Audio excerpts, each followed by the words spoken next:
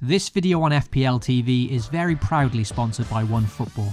With a rating of 4.8 out of 5 from now over 100,000 reviews on the App Store, OneFootball truly is the biggest and best app for football news, scores and stats from hundreds of leagues all over the world. As for FPL, you can choose to follow every team in the Premier League on OneFootball and then get live updates from all the goals and assists every game week. Download it now completely free using the link in the description box below. Hey guys, and welcome back to FPL TV. Before looking towards Game Week 21 on New Year's Day, let's quickly see how the side performed in Game Week 20. Last week, with Arsenal having their fixture postponed, the decision was taken to replace Emile Smith-Rowe in my side with one free transfer. I weighed up quite a few midfield options, but in the end, the most sensible and straightforward move did look to be Jarrod Bowen of West Ham, with my only concern on him being that he may be due a rest soon. With my free transfer, it was indeed Bowen that came back in, and to my delight, he once again played the full 90 minutes for the third game in a week. Not only did Bowen play the full 90, but he produced a quite simply superb display against Watford, producing his biggest haul of the season, 14 points with a hat-trick of assists. If anything, this incredible 14-point return could have easily been much bigger, because he also set up Antonio, who missed a one-on-one with the keeper late on, and Bowen himself also had the ball in the back of the net, only for his goal to get ruled out due to a foul in the build-up. So it could have been an even more monstrous haul here, but regardless, 14 points from my free transfer in was very pleasing. It feels like over the past few seasons I've not had many successful transfers in, which made it even more satisfying here to be rewarded instantly and so handsomely.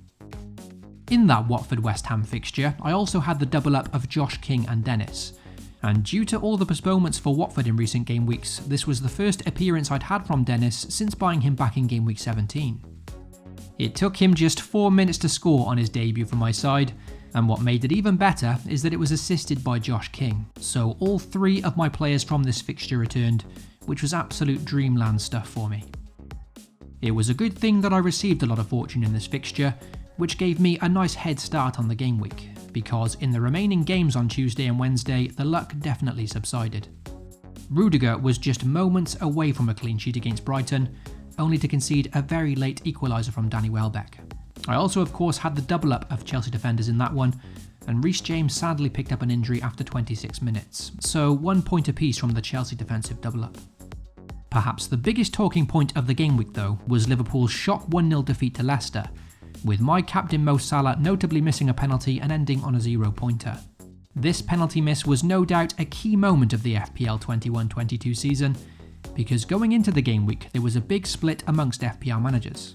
For those like myself that used the free hit in game week 19, that meant we had Salah coming back into our squads for this Leicester fixture, whilst other managers that saved the free hit in game week 19 would have likely sold Salah when he had the blank game week.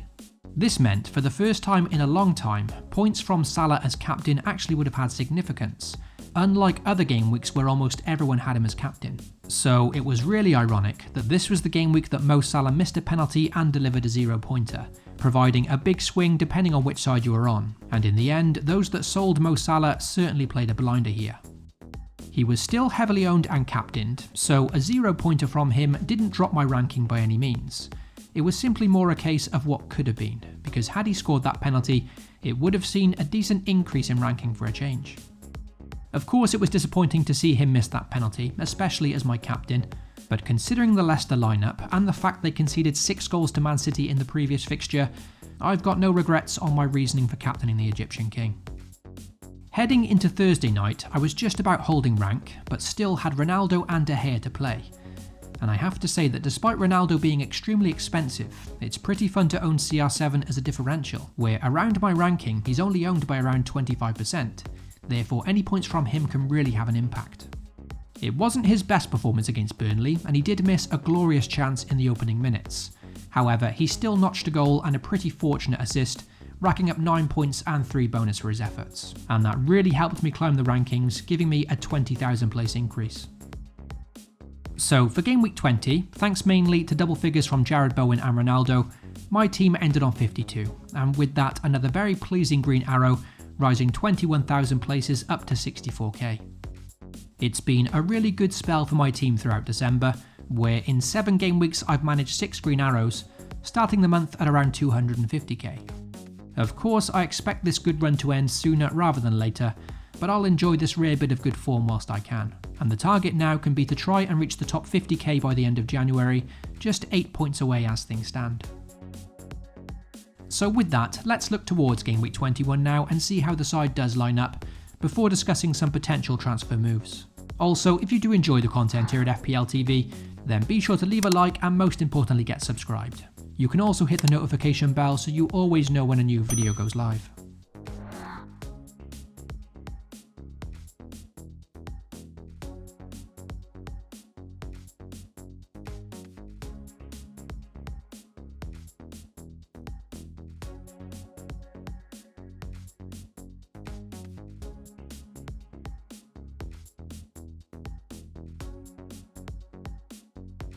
Looking at my current lineup for Game Week 21, I've had this game week down for quite a while now as one that would be very tricky to manoeuvre. But as per usual, in this current climate, I'm going to wait until the last minutes to lock in any transfers, just in case we are surprised again by any late postponements.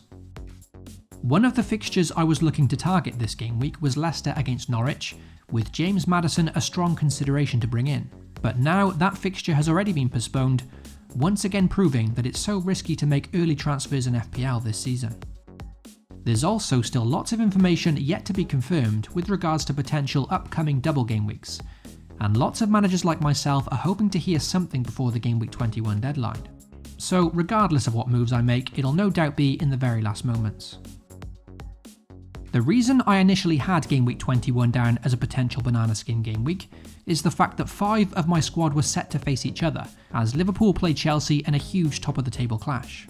It was set to be 5 players anyway, with Reece James now unfortunately picking up that hamstring injury. Also, to very quickly add to this video, literally as I'm recording, Jurgen Klopp has just hinted in his press conference at a few more COVID cases in the Liverpool camp, and that surely puts this fixture into some slight doubt. That's definitely one for me to watch and could spell disaster for my team, with at least my wildcard and free hit now available again if needed. Due to Chelsea's ongoing defensive injuries, the thinking was to bench Rudiger for this one, with Chelsea now only managing 1 clean sheet in the last 8 Premier League games. In fact, with Chelsea's very difficult upcoming fixtures, where they face Liverpool, Man City and then Spurs, and the fact that they then blank in Game Week 24 and 25, Rudiger was one of my top priorities to sell.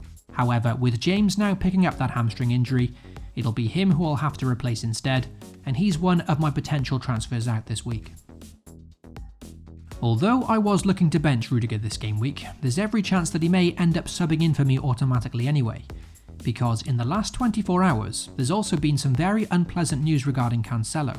Reports suggest that him and his family suffered a burglary at their home in the last day or two, and for that reason, understandably, Man City are considering to leave him out of the matchday squad against Arsenal, and that's also something for me to monitor. If he is set to miss out, then of course I'd like some solid backup, and Rudiger facing Liverpool perhaps isn't ideal.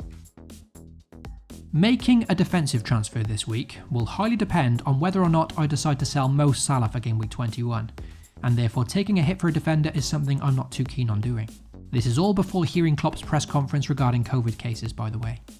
The Egyptian King has been sensational this season, but following this fixture away to Chelsea, he will then head off to the African Cup of Nations, and therefore looks set to miss Game Week 22 and 23 at a bare minimum. Of course, selling him next game week would be an absolute certainty, but the question is whether I do it before Game Week 21, before this fixture away to Chelsea. To be fair, with all of Chelsea's defensive injuries, there's every chance that Salah can do very well here, but it's not so much that I'm confident he'll blank against Chelsea, but more that I think Son Heung-min has a good chance of outscoring him against Watford. So transferring Salah to Son with 1 free transfer is the move I'm looking to make this game week. Not only does Son face Watford this game week, who looked extremely poor defensively against West Ham last time out, but he also has a strong possibility of a double game week in 22. So I definitely want to bring him in for Mo Salah, it's just a question of whether I do it this game week or the next. Hypothetically, if I did choose to keep Salah for 1 more game week, providing the game goes ahead of course, then that would free up the chance to make a defensive transfer, with the injured Reece James making way. In terms of replacements, it's Man City's Diaz and Laporte who may be the simple yet effective alternatives. Granted, there wouldn't be much excitement in transferring in another centre-back, especially when Man City have had no postponed fixtures and therefore no double game weeks on the way. However, they simply keep ticking along so nicely, and Man City are so solid defensively with already 12 clean sheets in 20 games, only conceding 12 goals, the least in the division. Notably, although maybe a slight rotation risk, Aymeric Laporte has had the most shots inside the box of any defender in the past 6 game weeks with 10, not to mention the highest XG amongst defenders in that time, so he's a serious consideration for me soon, despite the lack of upcoming double game weeks. I guess it's just potential rotation that makes him a bit of a worry, but still, superb value at 5.6 million, and he has started the last 6 games. As a cheaper alternative, and a player with potential double game weeks on the way, Aston Villa's Matty Cash is certainly a defender on my watch list, with Villa having a very kind run of fixtures for the next couple of months. I've been very impressed with Villa since Gerrard took over, and Cash has been getting into some very good attacking positions. In the last 5 game weeks, Cash has had 20 touches in the opponent's penalty area, with only Robertson having more amongst defenders, and that's despite Cash playing a game less.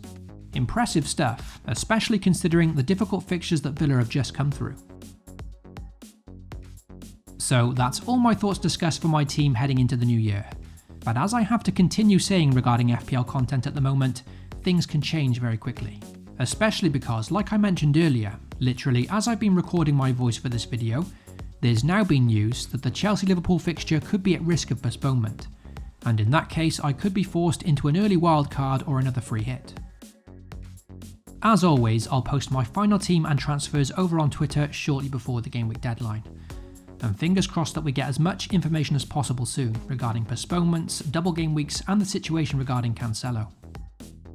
I wish all of you watching a very happy new year, and I also want to take this chance to thank all of you for supporting my channel in 2021.